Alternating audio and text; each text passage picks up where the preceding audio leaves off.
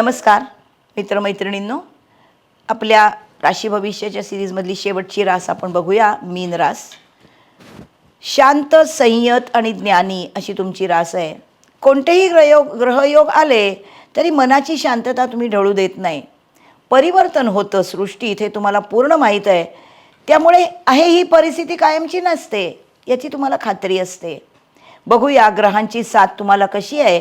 20 जून 2026 ते 19 जुलै 2026. उद्योजक जे मीन राशीचे किंवा मीन लग्नाचे आहेत यांना गुरु 5वा आहे. कल्पकतेला खूप वाव देतोय. इन्व्हेस्टमेंट्स पण फार चांगल्या होतील. तो राशीचा स्वामीच आहे आणि त्याची दृष्टी स्वतःच्या राशीवर पडतीये. मंगलमय दिवस आलेत आता. राशीमध्ये शनी आहे पण तो तुमचा शत्रू नाही. फक्त कामामध्ये तो काहीही चूक होणार नाही याची दक्षता मात्र घेतो. गुरुच्या दृष्टीमुळे शनीची संशयी वृत्ती जी असते तिचा तुम्हाला त्रास होणार नाही. जुलैपर्यंत बुध, गुरु, शुक्र यांचा लाभाशी अधियोग होतोय. बुध पंचमाचा अतिविशिष्ट कारक, गुरु शुक्र हे तर पंचमाचे कारक. त्यामुळे जिथे हात घालाल तिथे सोनं मिळेल. 4 जुलैनंतर 6वा शुक्र आणि केतू थोडी तब्येतीची कुरबुर असू शकेल आणि 6वा असल्यामुळे तो तुमच्या पचनसंस्थेशी किंवा तुमच्या पाठदुखीशी संबंधित आहे. नोकरदार व्यक्तींना 16 जुलैपर्यंत 6वा रवी नोकरीमध्ये छान वातावरण ठेवेल. जूनचा 3रा आणि जुलैचाही 3राच आठवडा, 2रा आठवडा बरोबरीने सगळ्यांशी छान वातावरण ठेवाल. लग्नी आलेला शनी खूप काम करवून घेईल पण गुरुची दृष्टी आहे तुमच्या राशीवर. प्रगतीकडेच जाणार आहात तुम्ही. कुटुंबस्थानामध्ये कुटुंबातली माणसं, भावंड 20 जून नंतर तुम्ही सर्वांशी जमवून घ्याल.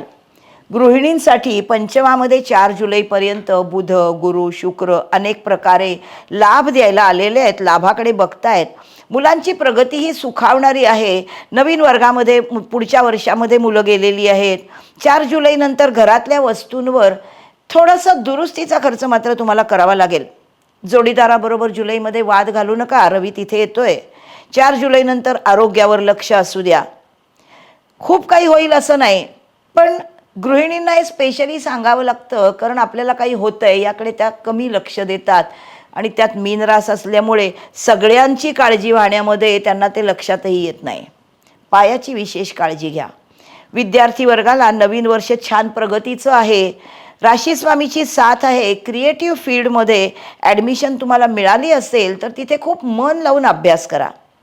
परदेशी शिक्षणासाठी किंवा फिरण्यासाठी गुरु आणि राहू दोघंही तुम्हाला हा योग आणत आहेत. नवदाम्पत्यालाही हा गुरु संतती सुखाची चाहूल देईल. जुलैमध्ये जोडीदाराशी सलोख्याने वागा. 20 ते 40 वयोगटातल्या तरुणांसाठी ज्यांचा विवाह नवीन झाला आहे त्यांना संततीची चाहूल लागेल पण तब्येतीला जपून राहा. वरिष्ठांची हुज्जत घालू नका. 16 जुलैनंतर एकंदरीत महिना जरा शांतच राहा. जुलैच्या सुरुवातीला मित्रपरिवाराबरोबर छान मजेत दिवस घालवाल. 40 ते 60 जरा परिपक्व नोकरीमध्ये झालेले, उद्योगधंद्यात जम बसलेले आणि आता फार काही पुढे जाऊ शकतो का नाही याच्यामध्ये इंटरेस्ट फार राहिलेला नाही कारण सगळं तर मिळवून झालं आहे असं हे वय आहे. 16 जुलैपर्यंत नोकरीमध्ये चांगले दिवस आहेत. 50च्या आतल्या लोकांना तर हे महत्त्वाचं आहे. तब्येतीला मात्र जपून राहा. स्टिच इन टाईम सेव्ज 9 हे लक्षात ठेवा. जोडीदाराबरोबर 16 जुलैनंतर महिनाभर जुळवूनच घ्या. भागीदारीमध्ये काम करत असाल तरीही हाच सल्ला आहे कारण रवी आलेला आहे. हा सप्तमाशी जरा फटकून वागणारा ग्रह आहे आणि ओव्हर पॉवर करणारा आहे. 60 ते पुढे 80-90 या वयातल्या लोकांसाठी परदेशी जाण्यासाठी आता वेळच वेळ आहे.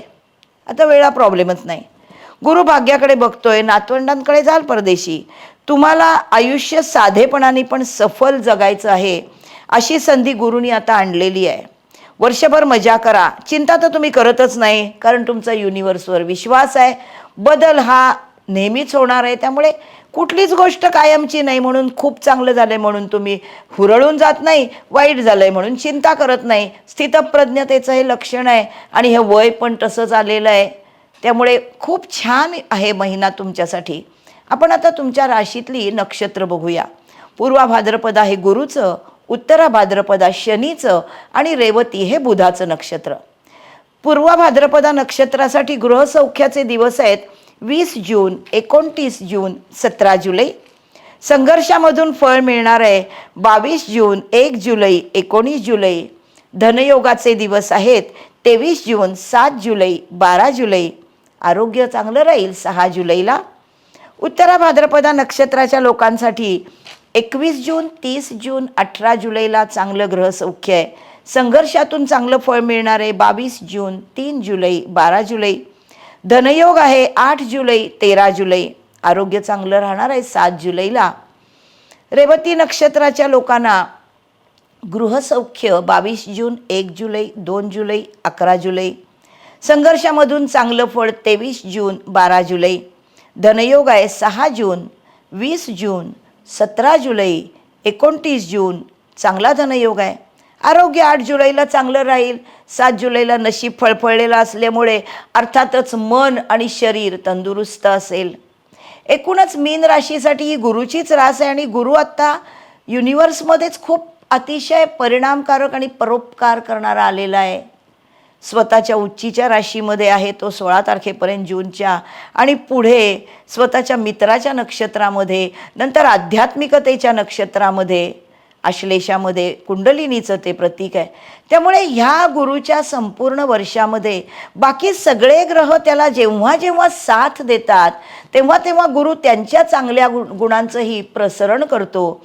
रवी, चंद्र, मंगळ त्याचे मित्र आहेत आणि बुध जरी त्याचा शत्रू असला तरी बुध हा बुद्धीचा कारक आहे.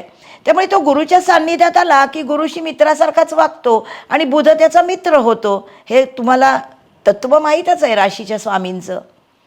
आणि शनी हा कर्माचा कारक आहे, तो गुरुचा शत्रू नाही, त्यात तो गुरुच्याच घरी आलेला आहे. त्यामुळे तो खूप निवांत आहे आत्ता. आणि या सगळ्याचा परिणाम या सर्व राशींचं भविष्य या महिन्यामध्ये चांगलंच आहे, नाही का? जरा थोडंसं काहीतरी कमी जास्त प्रत्येक राशीला असणारच ना. सुखामागून दुःख, दुःखामागून सुख आहे. असं आहे म्हणून तर सुख म्हणजे काय हे कळतं. नक्की काय असतं माहीत नाही, म्हणून तर आपण आपलं आयुष्य मजेने जगू शकतो, नाही का? कसं वाटतंय तुम्हाला हे भविष्य? मला अभिप्राय कळवा. सगळ्या राशींचं भविष्य सांगून झालेलं आहे.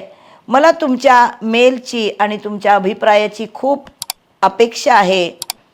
आपण पुढचे नवीन विषय घेणार आहोत.